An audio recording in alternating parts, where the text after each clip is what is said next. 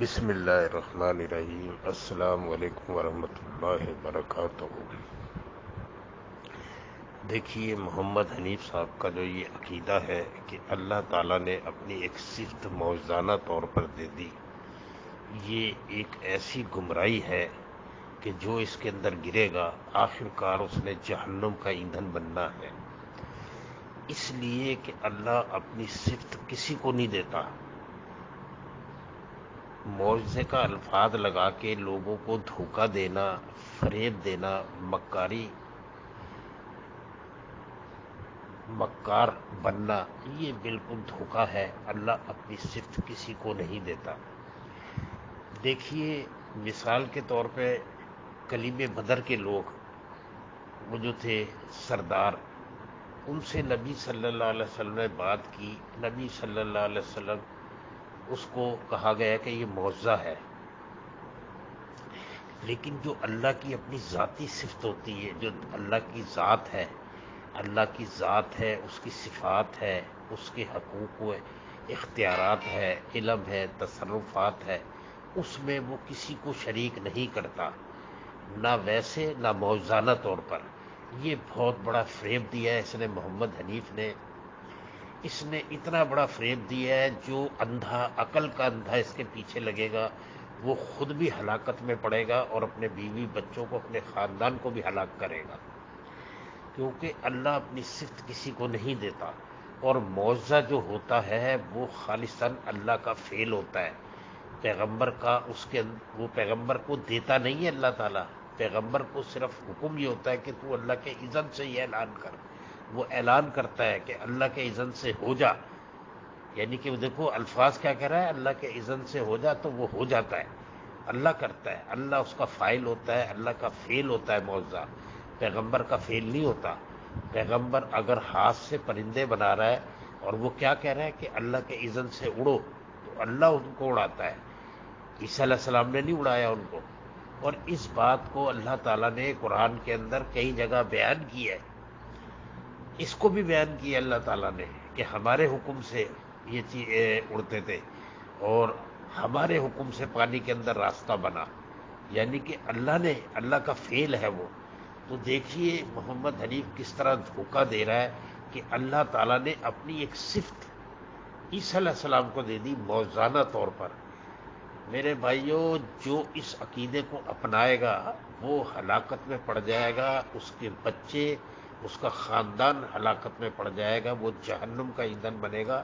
اللہ تعالیٰ اپنا کسی کو شریک نہیں کرتا، سمجھے؟ یہ محمد حنیف کی بہت بڑی فریب کاری ہے۔ صرف اپنے تعظیمی سجدے کو جائز قرار دینے کے لیے، اس کو جواز بخشنے کے لیے محمد حنیف نے پھر یہ شرک کیا۔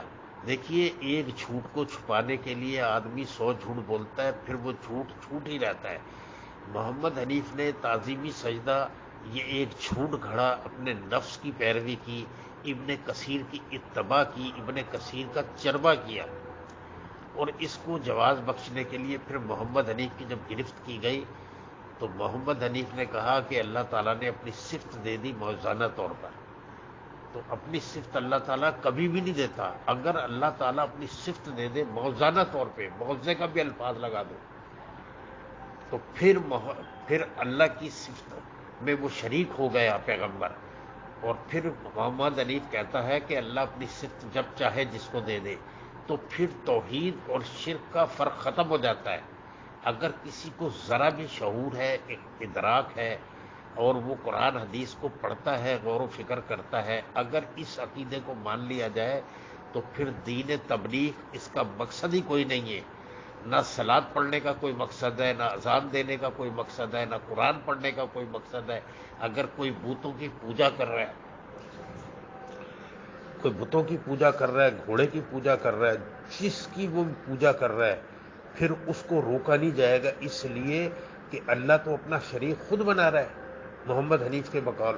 تو اگر یہ شرک کر رہے ہیں دوسرے لوگ، تو پھر ان کا کیا قصور ہے؟